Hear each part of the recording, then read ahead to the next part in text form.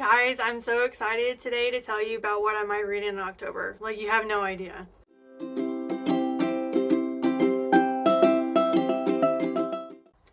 Hi, hello, and welcome back to my channel. My name is Alex, and today is the October Maybe series.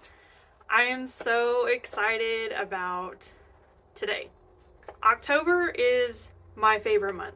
And no, I'm not like one of those like ultra Halloween people. Just like so many good things happen for me in October. And it's just my happiest time of year. Like where I'm living, fall in October is the best time. And fall does not last very long here. So I try to just like soak it all up while it's happening because it happens so fast. So yeah, every time October comes, I'm just super excited. And then on top of all that, October is when I read all of my horror books. Yeah, when I think October, I think horror, horror, horror. I think I started doing this like 8 years ago when I was like, I'm only going to read horror in October. And that's what I did, and that's what I've been doing. So yeah, I save like all of my scary reads until the month of October. So yeah, that is the theme of today's series, of the Maybe series for October, is scary, creepy horror reads. So let's not wait because the list is kind of long, and let's get into it. The first book on my list is The River Has Teeth by Erica Waters. Okay, the cover? Come on, look at this cover for real. I don't really know much about this book. Obviously the cover was the drawing feature for me, but people in the comments said that it's like sapphic witches, sapphic angry witches, something like that. I was like, well, I mean, that sounds kind of good.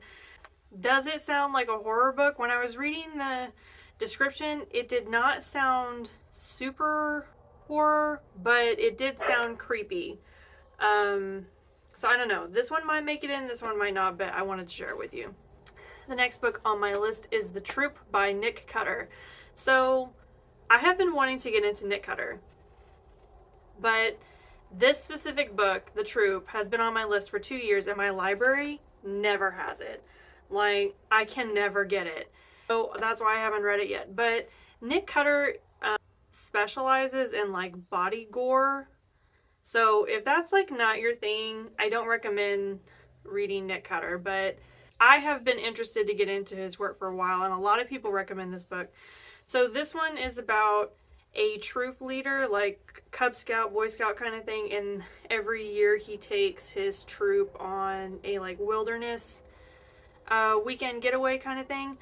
Well, on this specific weekend, they encounter something in the woods that gives them some sort of a disease or something, and it kind of centers around what happens after that. It sounds terrifying. It also sounds kind of like biological warfare style. Since this book is so hard to get, I don't think I'm going to be able to read it this month, but I had to speak about it because it's forever on my list. The next book is The Deep by Nick Cutter. Now, this one I might actually be able to get. And when I read you the description, you're going to be like, Alex, you have to read that book, right? So this book is about a global pandemic that's happening like on surface. And they find this kind of like universal cure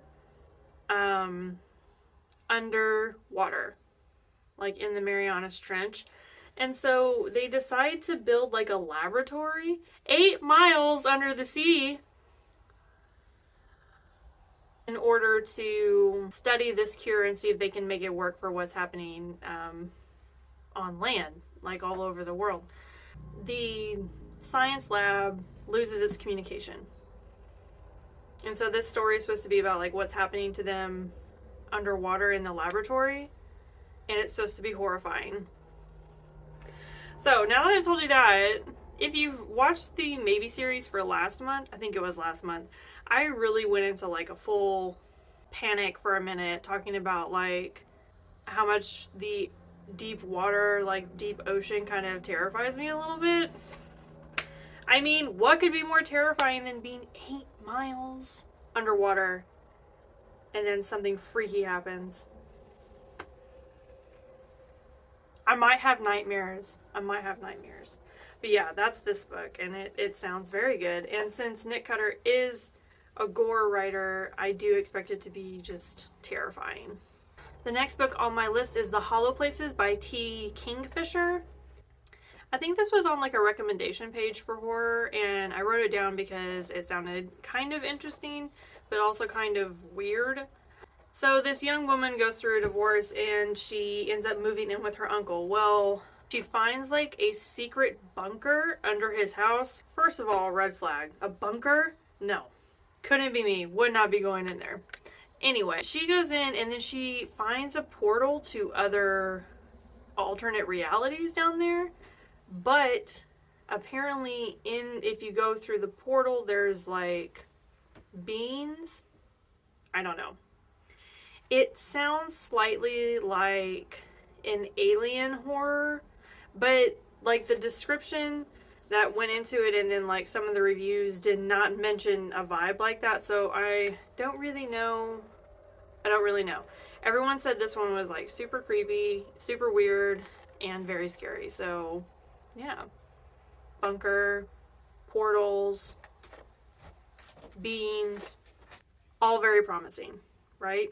And the cover is super creepy. If this doesn't say scary fall vibes, I don't know what does. The next book on my list is Nothing But Blackened Teeth by Cassandra Khaw. Okay, also, the cover. This book is like super short, so I feel like I could probably read it in a day. And that's part of the reason why I was like, okay, just put it on the list. But this is like haunted house meets Japanese folklore. So, like, how does that not sound good? So basically there's this mansion where there is a bride buried beneath it, and then in the walls are the bones of the girls that have been sacrificed to her. And so this group of like thrill seeker friends decide this is going to be the perfect place for a wedding, and they go there, and then this is the story of them getting through the night. Like I said, it's super short. It's only like a little bit over 100 pages. So it's definitely one of those things I could just read really quickly. A lot of people in the comments said that it's not very descriptive, but that it doesn't hurt the story any. So that would be kind of why it's short. The next book on my list is The Dead in the Dark by Courtney Gould. Again, this cover, you guys. How can you not like this cover?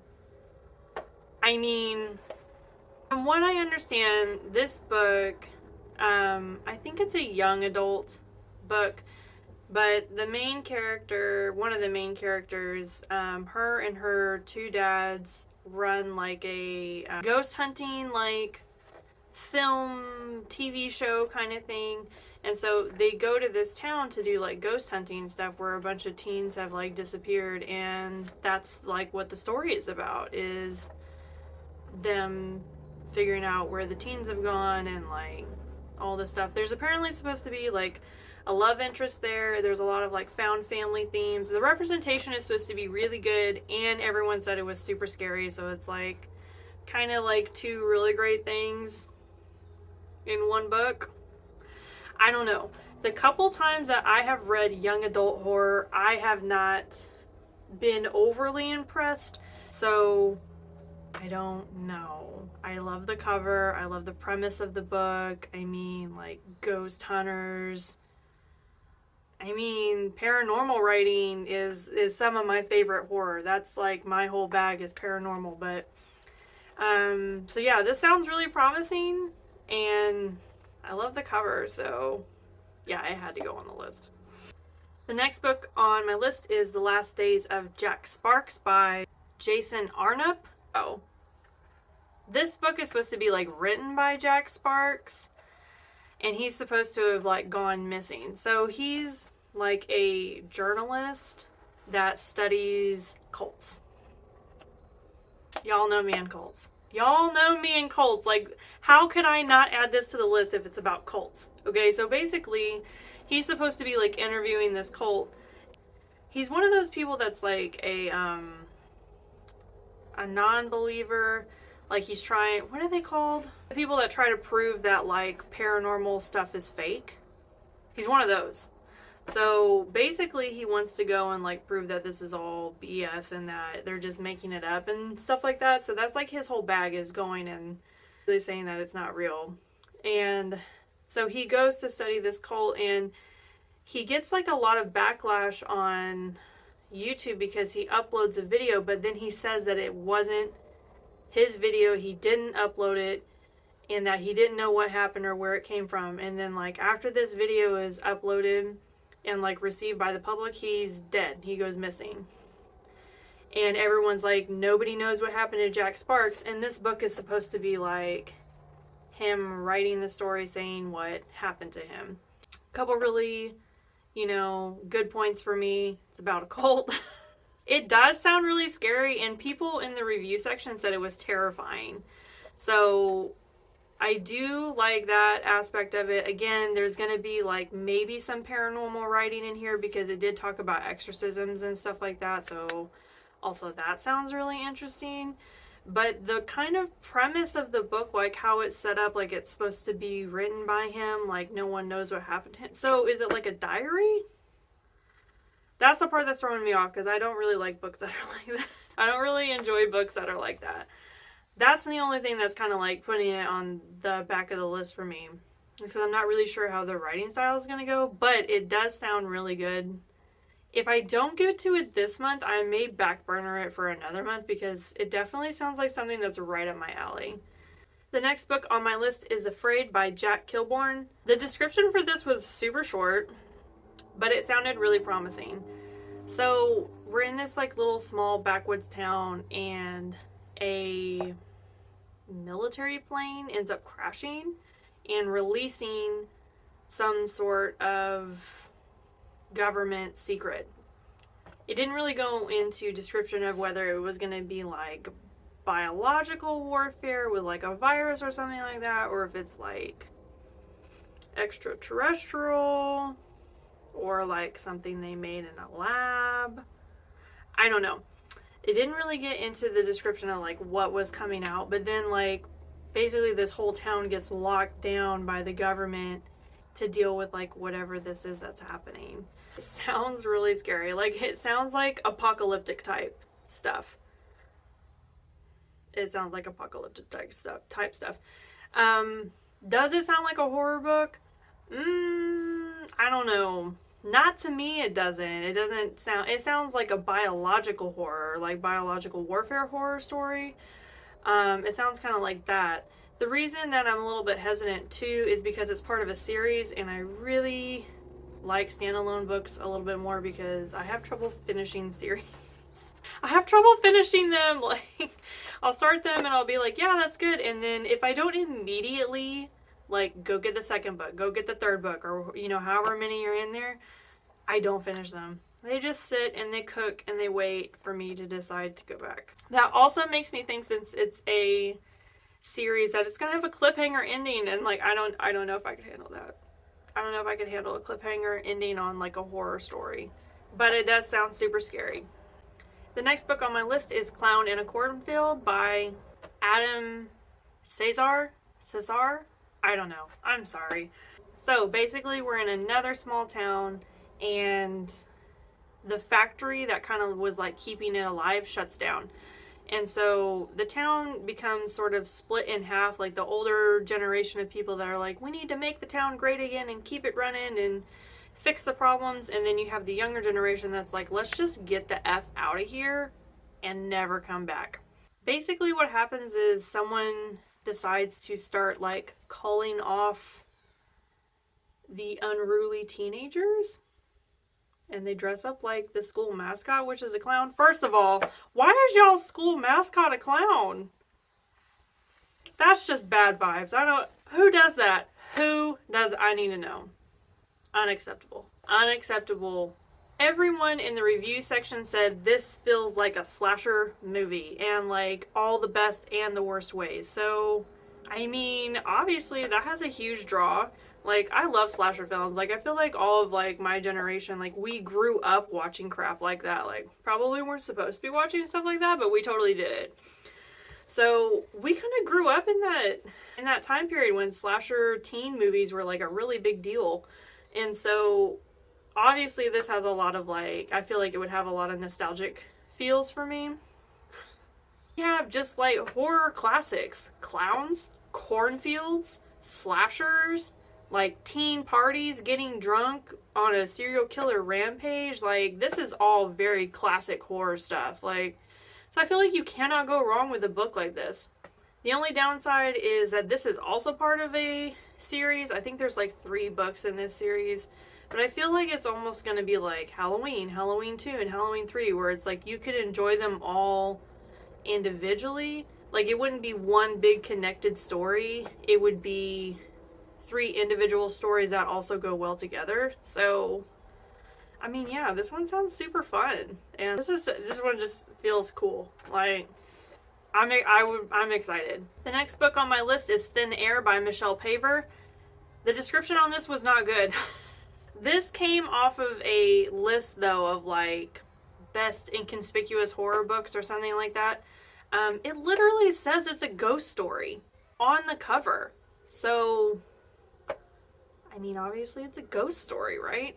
And the reviews are pretty good. The description is basically like a group of people go hiking up like a mountain, obviously, not just like hiking in the woods.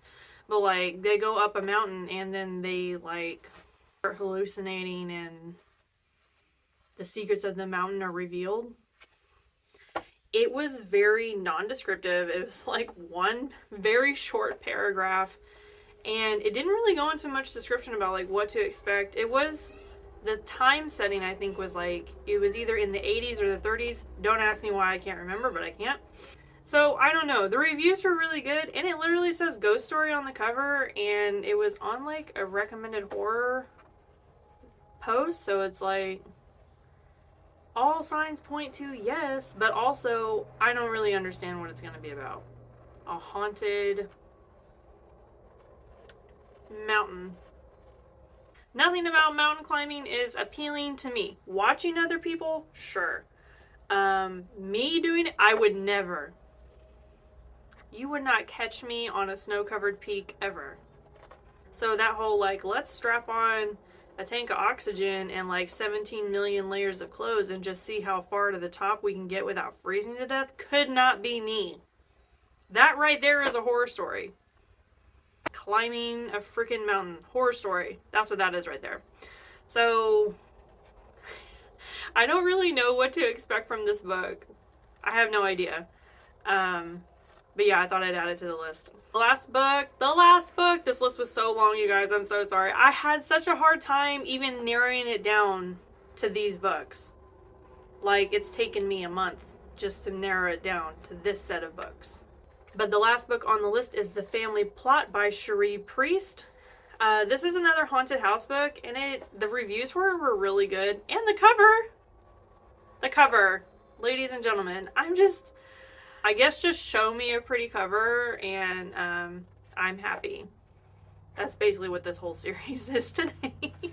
Okay, so I guess this family owns like a salvaging company, and they end up getting a bid to do this property, and they take it because it's a huge property. And when they get out there, it's like everything's in super good condition. There's not a lot to salvage, and like everything was left behind. Like everything. And so the daughter of the guy that owns the salvage company is like, I don't know what's going on, but this is kind of weird. And that's kind of where the description sort of ends, you know, just kind of gets mysterious and whatnot. This is supposed to be a haunted house book. The reviews are really good. Everyone said it's terrifying and dark and creepy, and love a good haunted house book. Love a good haunted house book. I don't know how I'm going to choose my books this month, y'all. I don't know. Because the last 2 months I've really had to like lighten up my reading load because I've been freelancing a lot, which is like super exciting for me. But it means that I don't have as much time to do the reading that I want, like the leisurely reading that I want to do. Like sometimes you get, like, because I read for my freelancing, I get kind of burnt out on reading. So I just kind of have to keep the momentum for October. I'm having such a hard time like picking from these books because they all sound like super good. And my library has like all of them except for 2, I think. Which, like, that usually is, like, a big factor for me. Like, if I can't find it at my library, I won't read it. Yeah, well, the library didn't help me out this time because, like, they have all the books I want. So I just have to sit down and figure out what I'm going to read. And, like, I have no idea. They all sound really good. They all sound really good. So if you've read any of them and you want to be like, yeah, read this one, leave me a comment. Let me know because I'm having a hard time picking. Came up here today, I was like, yeah, I've got it picked out. And then when I was sitting here like going through them, I'm like, I don't know, did I make the wrong decision? I feel like I should read this one instead. I don't know, y'all. But make sure you hit all the buttons down below so you know when I'm posting. I post every week. And after next week, because next week is going to be my September wrap up, all of October, like the other 2 weeks of October, are going to be horror content. And I'm so excited to tell you about some of my favorite horror books I've ever read. So that's what we're going to be doing in October, is talking about horror books, which, like, why not? Why not? 'Tis the season, y'all. So yeah, make sure you do all the things so you know when I'm posting, and I will see you guys next time. Bye!